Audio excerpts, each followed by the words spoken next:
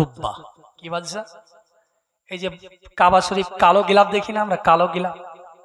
এই কালো গিলাপ আসলো কোথা থেকে? যে কালো গিলাপ, গিলাপটা যে চড়ানো হয়েছে কাপড়টা, এটা আসলো কোথা থেকে? তো এই বাদশা তুব্বা আপনার সে জামানা সব থেকে বড় বাদশা ছিল। আমার নবী পাক আসার, এই যে রাহমাতুল লিল আলামিন আসছেন, ইনার আসার 1000 পূর্বে তো এই বাদশা তুব্বা আপনার দেশ ভ্রমণ করতে বেরিয়েছে। অনেক হাতি সৈন্য আপনার নিয়ে দেশ ভ্রমণ করছে। তো আমাদের গ্রামে যদি মমতা ব্যানার্জি আসে, তাকে স্বাগতম করবে ফুল, তারপরে আপনার যত নারে আছে সবগুলো গলা ফাটিয়ে ছিঁড়ে ফেলবে। পার্টির নেতার জন্য গলা ছিঁড়ে ফেলবে, কিন্তু আল্লাহ পাকের জন্য গলা ছিঁড়তে পারবে না। বুঝলেন না? আল্লাহ পাকের জন্য গলা ছিঁড়তে পারবে না। আল্লাহ পাকের জন্য ওই ব্যক্তি গলা ছিঁড়তে পারবে যার ভিতরে আল্লাহ পাকের নূর। প্রত্যেকটা মানুষের ভিতরে ঈমান আছে, বুঝলেন না? প্রত্যেকটা মুসলমানের ভিতরে ঈমান আছে, কিন্তু ঈমানটা জ্বালানোর মতো জিনিস নেই। আপনার ঘরে হ্যারকেল আছে, নম্প আছে, কিন্তু সেটা ধরানোর মতো জিনিস নেই। এর জন্য ওটা আলো হয় না। আমাদের অন্তর যে ঈমান আছে ওটা ধরাতে পারি না, এই জন্য আমাদের অন্তর আলো হয় না। এই জন্য আল্লাহ পাককে ভয় করি না। আমার আল্লাহ পাক সূরা হজের প্রথম আয়াতে ডেকে বলছে, ইয়া আইয়ুহান নাস তাকু রাব্বাকুম, এ মানব জাতি তোমরা তোমাদের প্রতিপালককে ভয় করো। আল্লাহ পাক মুসলমানকেও বলেনি, কাফেরকেও বলেনি, আল্লাহ পাক বলছে হে মানব জাতি। এখানে আপনি ভাবুন যে মানব জাতি যারা হবে তারা আল্লাহ পাককে ভয় করবে, আর যারা মানব জাতি না তারা আল্লাহ পাককে ভয় করবে না। এবার আপনি ভাবুন আপনি কোন জাতি? আল্লাহ পাক বলছে মানব জাতি আল্লাহ পাককে ভয় করবে। তো আল্লাহ পাক যখন এই নবী পাক আসার 1000 পূর্বে এ বাদশা তুব্বা আপনার দেশ ভ্রমণে বেরিয়েছে, তো প্রত্যেকটা মানুষ আপনার তাকে স্বাগতম করছে, জানাচ্ছে, ওয়েলকাম জানাচ্ছে। তো যেতে যেতে যেতে একটি শহরে ঢুকলেন, যে শহরের নাম হচ্ছে বাক্কা। কি নাম? বাক্কা।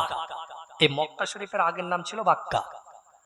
বাদশা তুব্বা যখন আপনার বাক্কা শহরে ঢুকে গেলেন, বাক্কা শহরে ঢুকার পরে দেখে তামা গলিতে গলিতে ঘুরে একটি বাচ্চাও তার জন্য ওয়েলকাম করার জন্য ফুলের মালা নিয়ে আসেনি, তার জন্য ফুল ছিটায়নি, তার জন্য ফুল বর্ষণ করেনি। একজন মানুষ তার জন্য রাস্তায় দাঁড়িয়ে ওয়েলকাম জানায়নি। বাদশা তুব্বা বলে, আলে মেরা, এ আমার সৈন্যবাহিনীরা, এ আমার সৈন্যবাহিনীরা, এ কোন শহরে চলে এলাম? একজন মানুষও আমার জন্য ওয়েলকাম করে না, একজন মানুষ আমার জন্য স্বাগতম করে না। বাদশা তুব্বাকে আলেমেরা বলেন 400 আলেম বাদশা তুব্বা নিয়ে বের হয়েছিল। এরা আপনার তৌরিদের বড় জ্ঞান ছিল। এরা বলে, শোনো বাদশা, এটা হলো বাক্কা শহর। এ শহরে একটি ঘর রয়েছে, যে ঘরের সবাই উপাসনা করে, ওই ঘরকে তারা উপাসনা করে, তারা অন্য কাউকে পূজা করে না। বাদশা তুব্বা বলে, শোনো, ওই ঘরকে আমি ভেঙে দেব, ওই ঘরকে আমি গুঁড়িয়ে দেব। বাদশা তুব্বা মনে মনে শুধু এইটা ভেবেছে। বাদশা তুব্বার মুখ দিয়ে রক্ত উঠতে আরম্ভ হয়ে গিয়েছে। বাদশা তুব্বা শুধু মনে মনে এটা ভেবেছে যে ওই ঘর কি ভেঙে দেবো, যে আমাকে ওই ঘরের জন্য অসম্মান, ওই ঘর কি ভেঙে দেবো এবার। তো বাদশা তুব্বা শুধু মনে মনে এটা ভেবেছে। তো বাদশা তুব্বার মুখ দিয়ে রক্ত উঠতে আরম্ভ করেছে। মোদী সরকারের ডাক্তার কেমন হবে জানছেন তো? মমতা ব্যানার্জির ডাক্তার কেমন হবে? তো সেই যুগের বাদশার ডাক্তারও উন্নত মানেরই হবে। তো সমস্ত ডাক্তার ফেল, কি অসুখ হয়েছে ধরে পাচ্ছেন। লাস্ট পর্যন্ত আলিমেরা বলছে, হুজুর আপনি কি কোনো কিছু মনে মনে খারাপ নিয়াত করেছেন?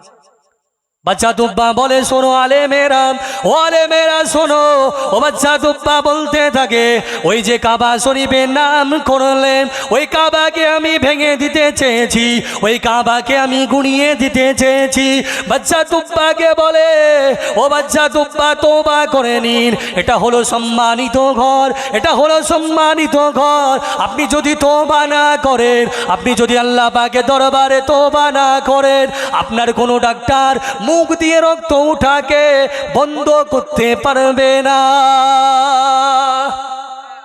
আপনার মুখ দিয়ে রক্ত উঠাকে কেউ বন্ধ করতে পারবে না। বাদশা তুব্বা এবার মনে মনে ভাবছে, ওগো আল্লাহ পাক, আমি বাচ্চা তুব্বা যদি মুখ দিয়ে রক্ত ওঠা বন্ধ হয়ে যায়, আল্লাহ পাক আপনার কাবাকে সম্মান করব, আল্লাহ পাক আপনার কাবাকে ইজ্জত করব, আল্লাহ পাক আপনার কাবাকে সম্মানিত করব।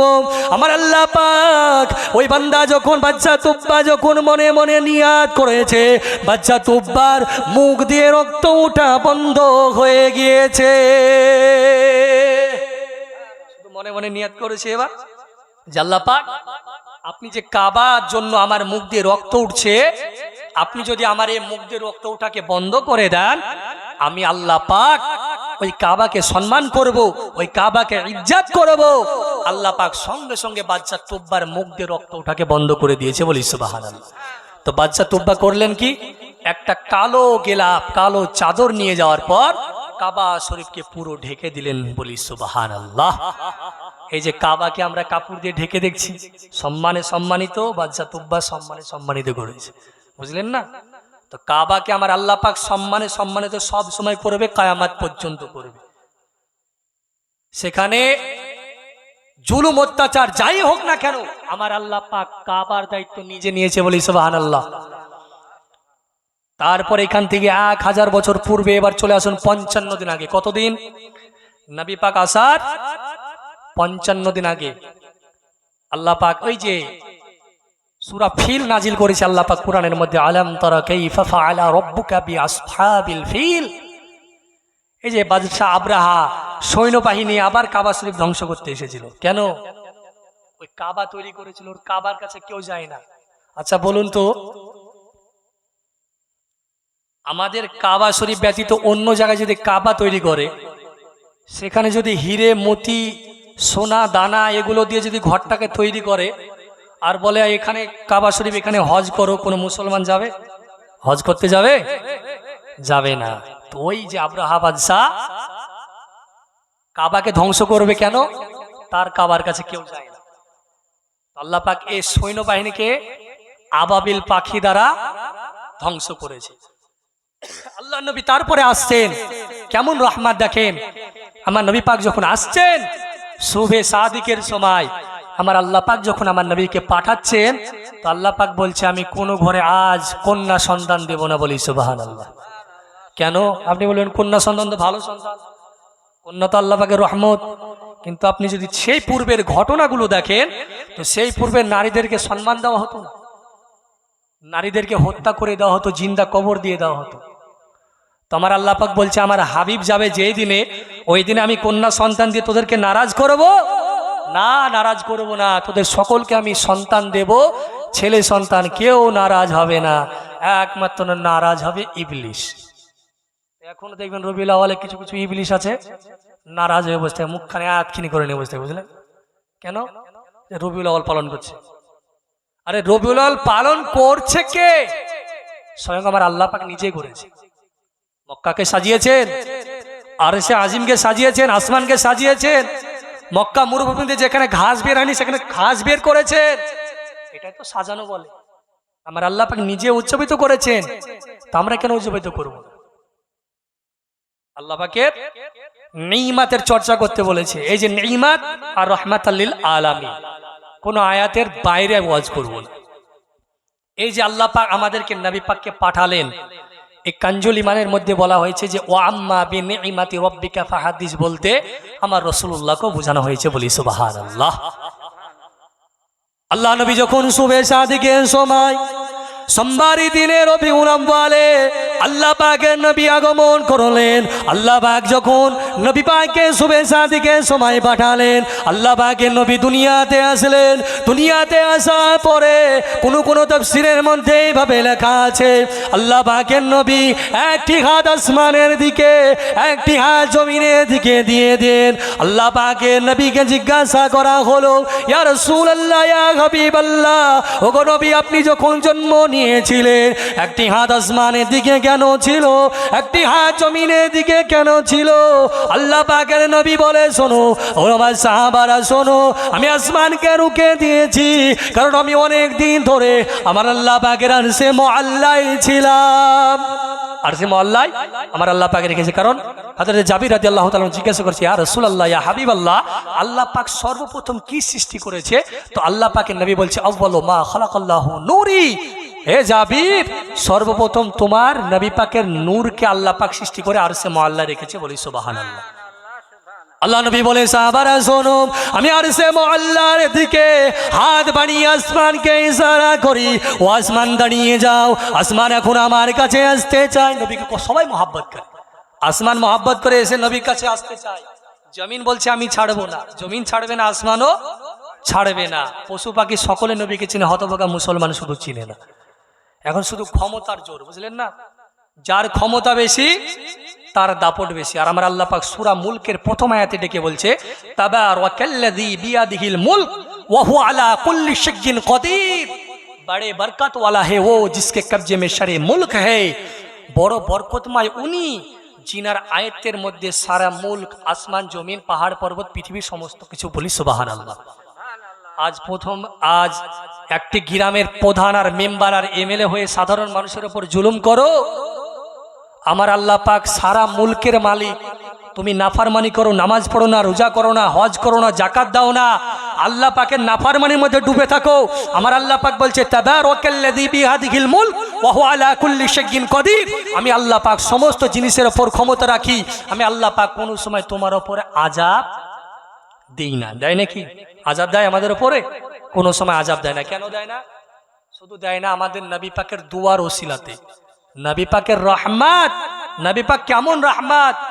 সমস্ত নবীর উম্মতের দিকে যদি লক্ষ্য করেন, আমাদের নবীবাদের সমস্ত নবীর উম্মতের দিকে যদি চলে যান, সমস্ত নবীর উম্মতের প্রতি আল্লাহ পাক ডাইরেক্ট আসমান থেকে আযাব দিত।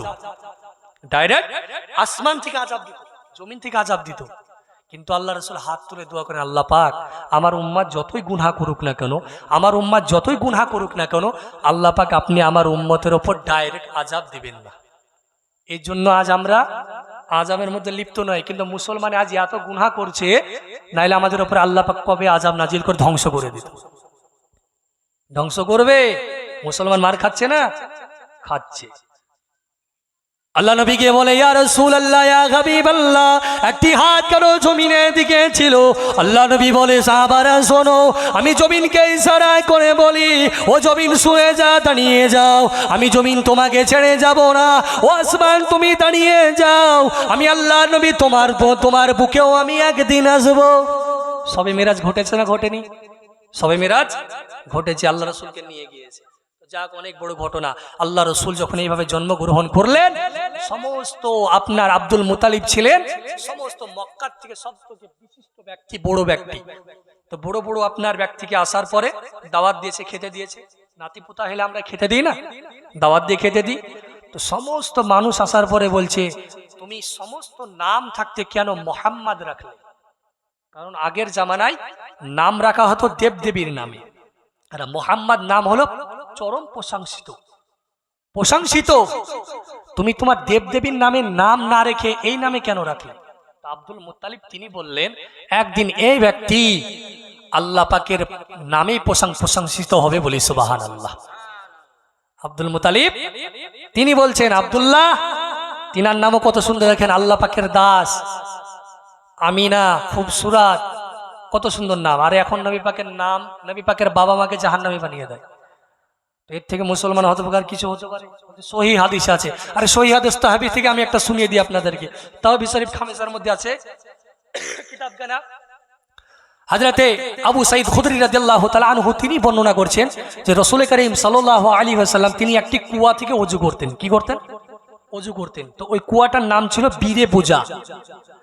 তো আল্লাহ রাসূল যখন ওই কুয়া থেকে ওযু করতেন, তো আল্লাহ রাসূলকে বললেন, ইয়া রাসূলুল্লাহ, ইয়া হাবিবাল্লাহ, আপনি যে কুয়ার পানি থেকে ওযু করছেন, এই পানিতে হাইজের কাপড়, মানে মেয়েদের মাসিকের কাপড়, মুর্দা, রক্ত, খুন, পেশাব, পায়খানা এগুলোকে ফেলা হয়। তো আল্লাহ রাসূল কি বললেন? লা ইয়ানজিসু, পানি নাপাক হয় না। তাহলে আপনি কি, আরে হাদিস তো সহি, তাহলে আপনি কি ওই রক্ত আর হাইজ, মুর্দা যে ব্যক্তি, ওই নোংরা পানিতে আপনি ওযু করবেন?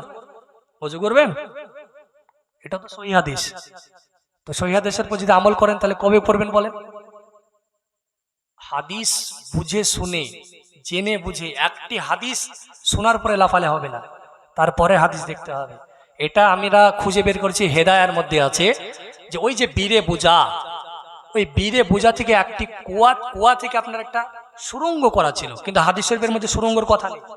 সহি হাদিস আপনি তো না জেনে বুঝে, তাহলে তো আপনি সহি হাদিসের উপর আমল করবেন।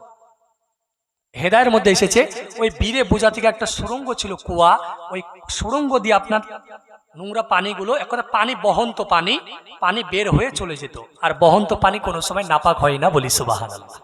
তা হাদিস শুধু বুঝলে আর পড়লে হয়ে গেল না, ওটাকে বুঝতে হবে, বলতে চাইছে কি। আব্দুল মুতালিব বলছে একদিন আল্লাহ পাকের নাম প্রশংসিত করবে, বলি সুবহানাল্লাহ। তো সমস্ত মানুষ, বড় লোক মানুষ আসার পরে আমার নবী পাককে কেউ নেয় না। কেন নেয় না? ইতিম। একটু দুরূদ শরীফ পড়ি, আল্লাহুম্মা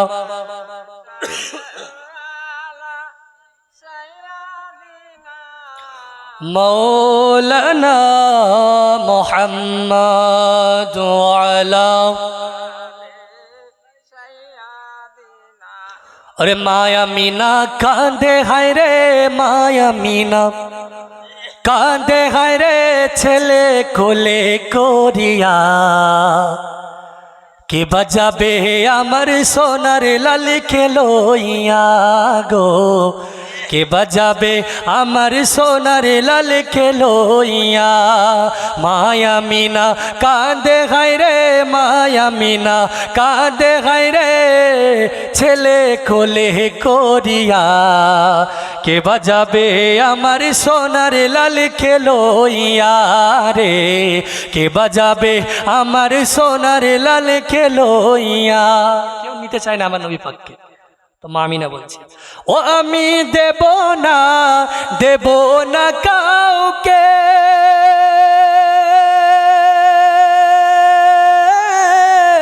লালন পালন করব আমি নিজের হাতে। ও আমি দেব না কাউকে, লালন পালন করব আমি নিজের হাতে।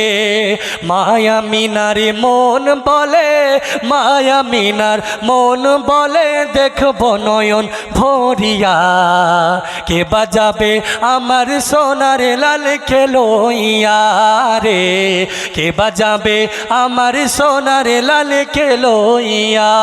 আল্লাহুম্মা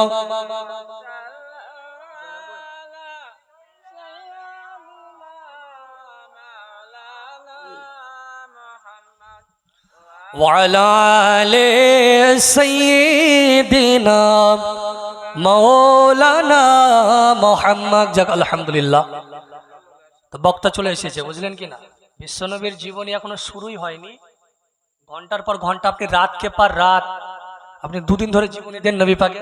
দেখেন দুদিন যদি ফুরায় তারপরে বলবেন, নবী পাকের জীবনী ফুরাবে না। কারণ আমার আল্লাহ পাকের নবীর বিবি আম্মাজান আয়েশা সিদ্দিকা রাদিয়াল্লাহু তাআলা আনহা তিনাকে জিজ্ঞাসা করেছেন যে নবী পাকের চরিত্রের ব্যাপারে বলেন। তো আম্মাজান আয়েশা সিদ্দিকা রাদিয়াল্লাহু তাআলা বলছেন পুরো কোরআনটাই আমার নবী পাকের জীবনী, বলি সুবহানাল্লাহ। তো কোরআনে যত আয়াত আছে বলে যদি তাফসীর করি, 3খানা 4খানা আয়াত পড়লে আপনার ঘন্টার পর ঘন্টা ওয়াজ বের হয়ে চলে যায়, বুঝলেন না? তো কোরআনকে যদি আপনি তাফসীর করেন আমার নবী পাকের উপরে কিভাবে নাজিল হলো, কোথায় হলো, কি কারণে হলো, সমস্ত জিনিস আপনি ভাবতেন শুধু কোরআনে আয়াতগুলো দেওয়া আছে না।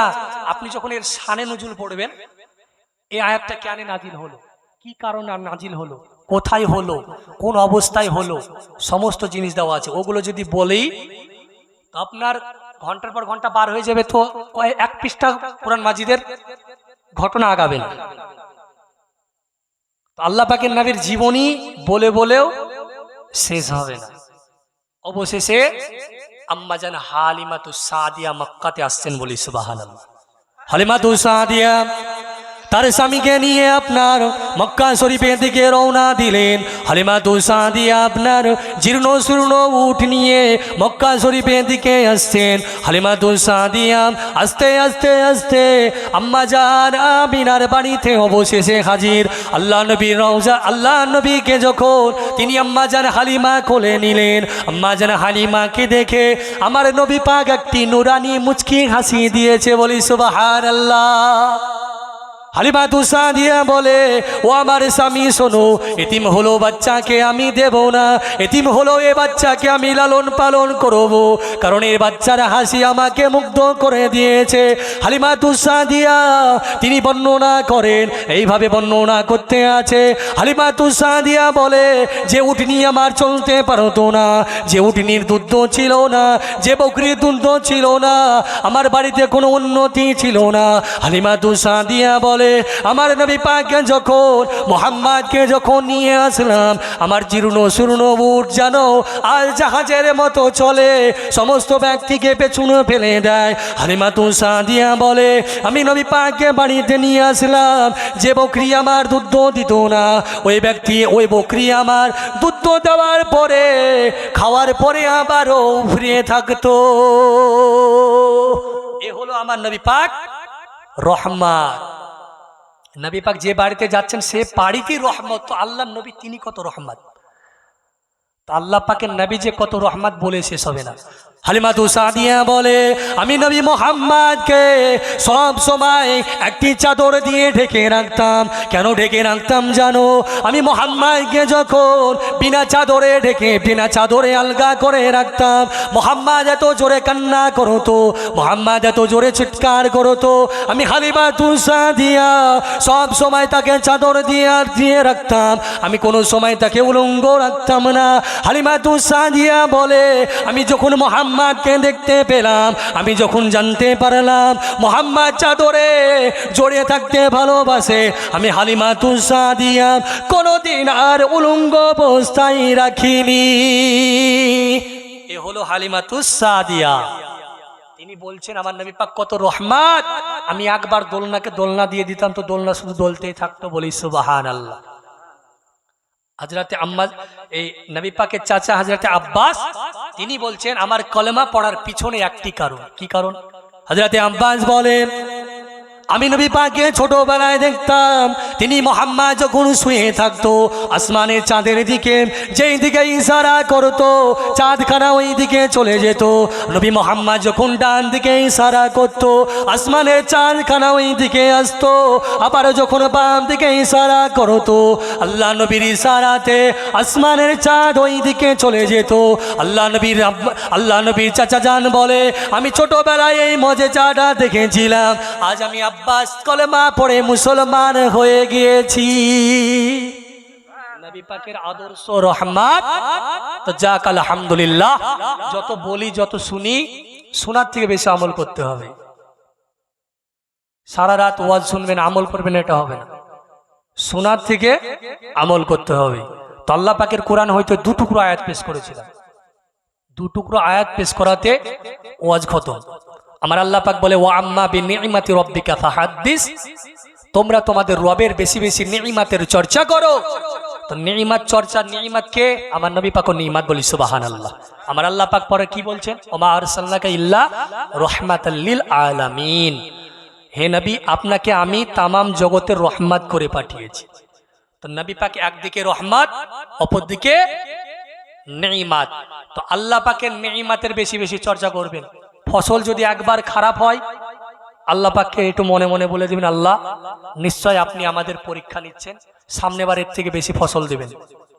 একবার আলহামদুলিল্লাহ মনে মনে পড়ে নেবেন, ইনশাআল্লাহ আপনি দেখবেন সামনে বছরে আপনার ফসলে বরকত হবে ইনশাআল্লাহ।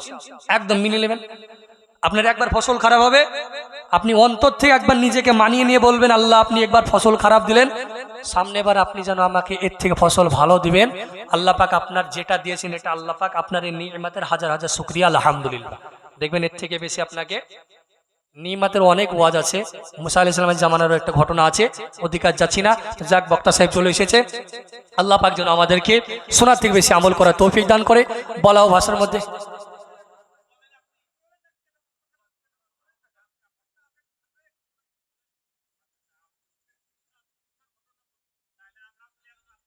না না, বসেন বসেন বসেন বসেন বসেন। দুরূদ শরীফ পড়ি, আল্লাহুম্মা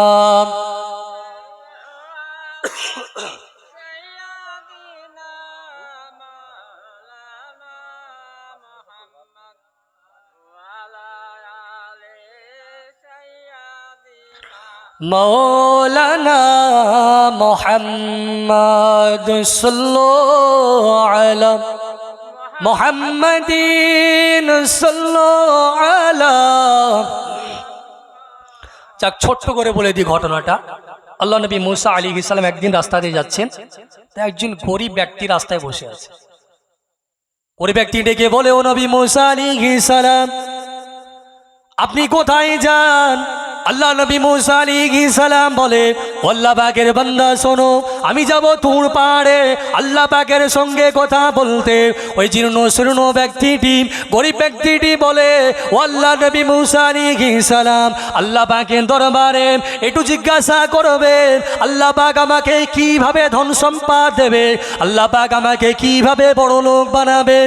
আল্লাহ নবী মুসা আলাইহিস সালাম কিছু দূর যাওয়ার পরে দেখে একজন বড় লোক ব্যক্তি বলে, ও আল্লাহ নবী মুসা আলাইহিস সালাম, আল্লাহ পাকের দরবারে আপনি কথা বলতে যান, আল্লাহ পাকের দরবারে আপনি কথা বলতে যান, আল্লাহ পাকের দরবারে একটু বলবেন আল্লাহ পাক যেন আমার ধন সম্পদটা কিভাবে কমাবে। একজনের ধন সম্পদ নাই, একজনের আছে, একজন কমাবে আর একজন বাড়াবে। আল্লাহ নবী মুসা আলাইহিস সালাম আল্লাহ পাককে গিয়ে বলছে, আল্লাহ পাক, দুজন ব্যক্তি আরজি করেছে, তার ধন সম্পদ কিভাবে হবে আর একজনের ধন সম্পদ কিভাবে কমবে। তো আল্লাহ পাক বলছে, শোনো, যে ব্যক্তি ধন সম্পদ আছে ওই ব্যক্তিকে গিয়ে বলবে আমার জন্য শুকরিয়া আদায় না করে, আমার নেইমাতের চর্চা না করে, শুকরিয়া আদায় না করে। আর যে ব্যক্তির ধন সম্পদ নাই সে ব্যক্তি যতটুকু আছে সেইটুকুতে যেন আমার শুকরিয়া আদায় করে। আল্লাহ নবী মুসা আলাইহিস সালাম তুর পাহাড় দিকে আসলেন, ওই ব্যক্তির সঙ্গে দেখা। ওই ব্যক্তি বলে, ও নবী মুসা আলাইহিস সালাম, আল্লাহ পাক আমার ব্যাপারে কি বললো? আল্লাহ পাকের নবী মুসা আলাইহিস সালাম বলে, ও আল্লাহ পাকের বান্দা, তোমার যে ধন সম্পদ আছে এই ধন সম্পদের নিয়ামতের যে চর্চা, আলহামদুলিল্লাহ, আল্লাহ পাকের শুকরিয়া আদায় করা বন্ধ করে দাও। ওই ব্যক্তি বলে, আমার আল্লাহ পাক আমাকে এত দিয়েছে, আমি কেন আল্লাহ পাকের শুকরিয়া আদায় করা কমাবো? আমি কেন কমাবো? আল্লাহ পাক আমাকে দিয়েছে, আমি কেন কমাবো? আল্লাহ নবী মুসা আলাইহিস সালাম চলে গেলেন। ওই গরিব ব্যক্তি যাওয়ার পরে বলে, ও আল্লাহ নবী মুসা আলাইহিস সালাম, আল্লাহ পাক আমার ব্যাপারে কি বললো? আল্লাহ নবী মুসা আলাইহিস সালাম বলে, ও বান্দা শোনো, ও বান্দা শোনো, তোমার যেই টুক আছে ওই টুক নিয়ে তুমি আল্লাহ পাকের শুকরিয়া আদায় করো। যেটুক আছে এটুক নিয়ে শুকরিয়া আদায় করো। তো বলছে, আমার তো কিছু নেই, শুকরিয়া বা কি আদায় করবো, কিছু শুকরিয়া আদায় করবো। তো বলা হয়েছে যেটুকু ছিল সেটুকু ধ্বংস করে দিয়েছে আল্লাহ পাক। তো যতটুকু থাকবে না থাকবে, দিবে না দিবে, আল্লাহ পাককে শুকরিয়া আদায় করুন। কারণ আল্লাহ পাক সূরা বাকারার মধ্যে বলে, ফাজকুরুনি আযকুরুকুম ওয়াশকুরুলি ওয়ালা তাকফুরুন। হে বান্দা, তুমি আমাকে স্মরণ করো, আমি আল্লাহ পাক তোমাকে স্মরণ করব। কারণ আল্লাহ পাক আপনাকে আমাকে দিনে ৭৭ বার ডেকে বলে, বান্দা চাও চাও চাও। কতবার? ৭৭ বার। তো আল্লাহ পাক যেন আমাদেরকে বেশি বেশি নিয়ামতের চর্চা করার তৌফিক দান করে, এবং আল্লাহ পাক যে নবী আমাদের জন্য রহমত করে দিয়েছেন, আল্লাহ পাকের নবীরও বেশি নিয়ামতের চর্চা করার তৌফিক দান করেন। পলাও